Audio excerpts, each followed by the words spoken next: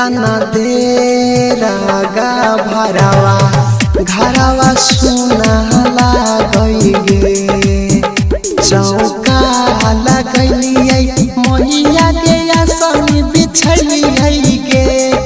मैया के आसन बिछलियै गे मैया के कहाँ मेरे लगैले एतना देरा गा भरावा घरवा सुना लागई गे।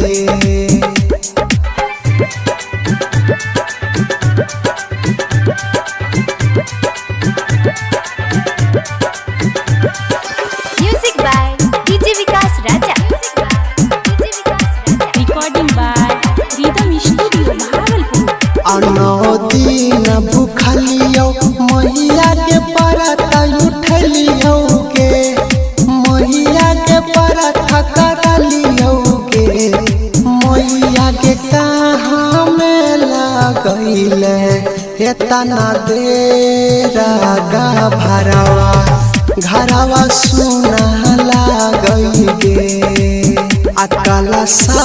बैठलियो मैया के पूजा करलियो गे मैया के पूजा करलियो गे मैया के कहाँ में लगैले एतना देरा गा भरावा घरवा सुना लागई गे।